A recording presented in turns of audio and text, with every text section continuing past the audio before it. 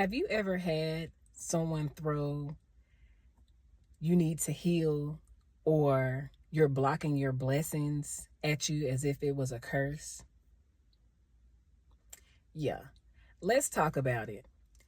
In this episode, we're going to talk about how people can use spiritual language to manipulate you. All right. This is actually going to be part 4 of my Snatch the Mask series. So if you haven't watched the first 3 parts, they're already uploaded onto my YouTube, The Sovereign Vault. So I'm Jessica, and I'm here to snatch off the mask.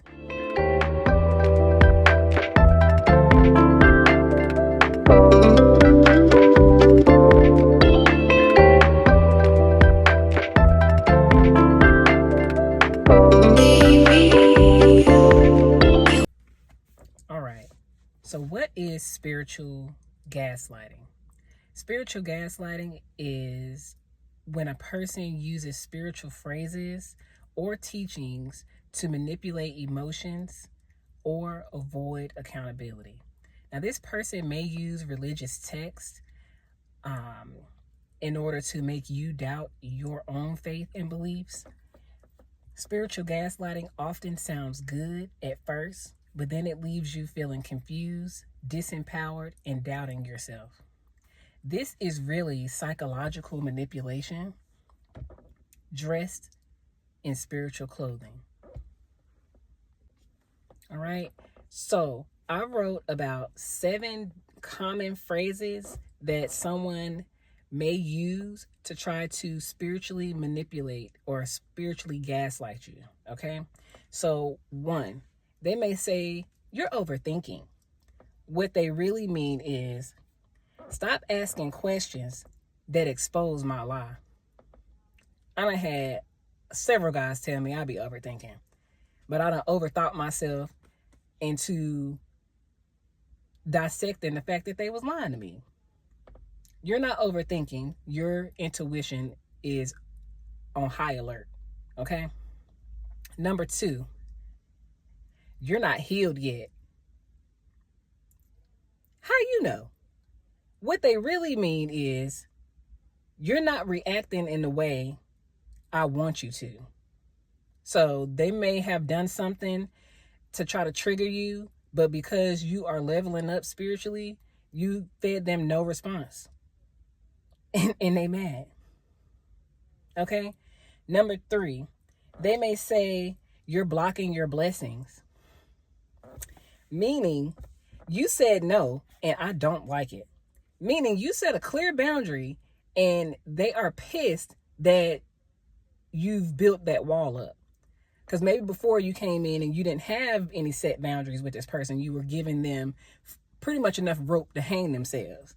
And because you done witnessed them hanging themselves several times, you done decided to, maybe it's safe. It's going to be safer for me to go ahead and set these clear boundaries. So I'm going to start telling this person no and see how they react.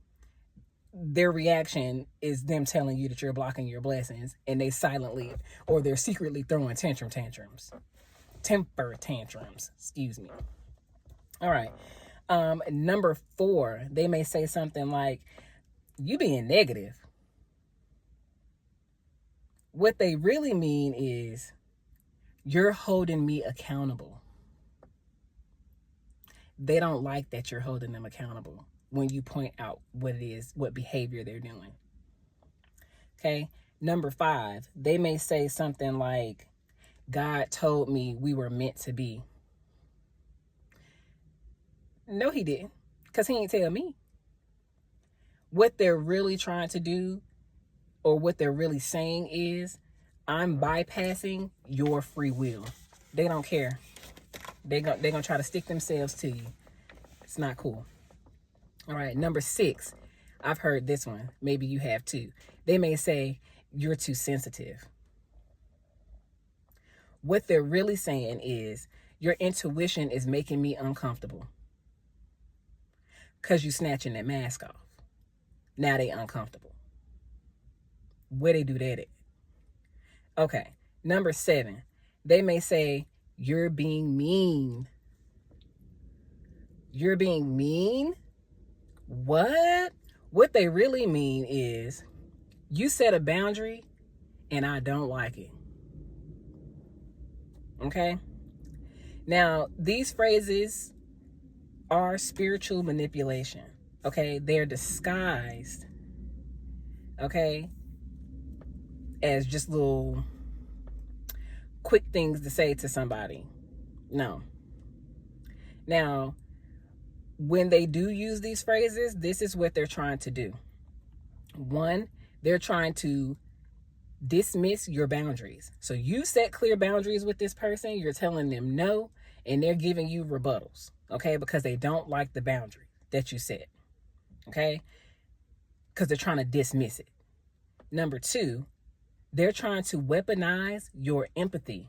So you may have come into whatever connection, friendship, partnership, whatever it is, you came in being your authentic self, showing up as the nurturer that you are, showing up empathetic, and they're trying to weaponize it by saying things like you're too sensitive or you're being mean when you set boundaries. Okay?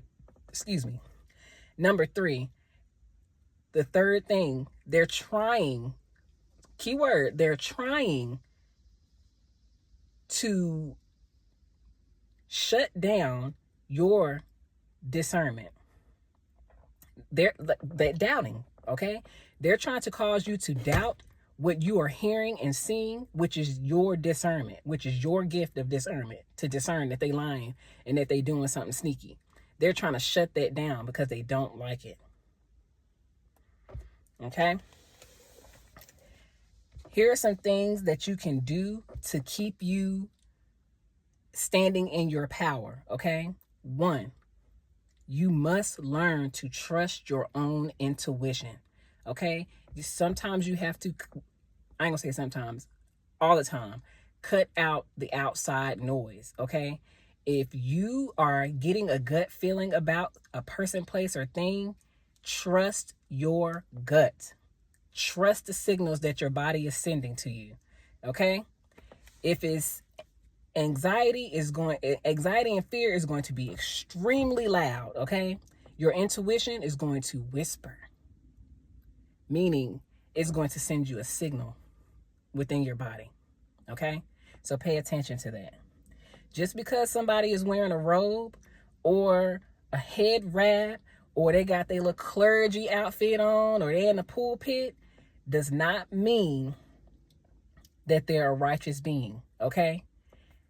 Take it, even though you're listening to my video, do your own research, okay?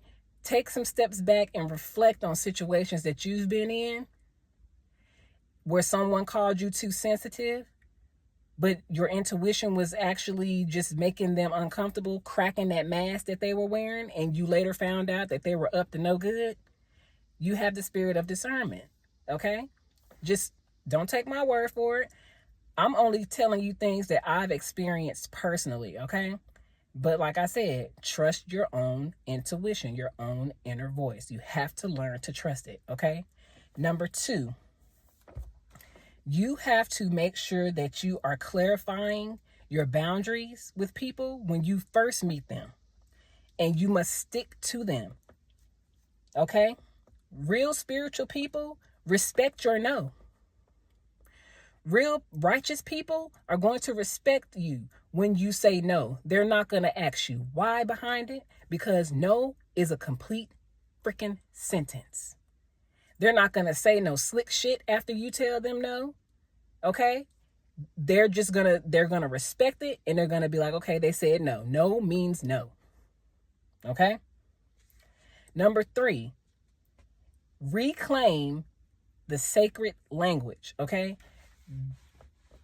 This person may have come in using spiritual language, religious texts and doctrines on you. Take the meat, leave what that person was trying to do to you, okay? You have to reclaim the sacred language.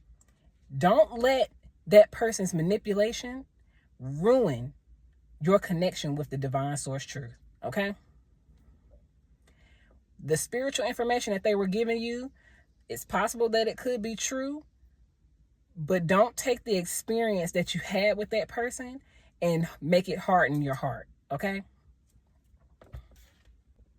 Now, to close, understand that spiritual language should liberate your soul, not enslave you. Okay? When someone uses God to guilt trip you, that is not divine. That is deception. Okay? Thank you so much for watching.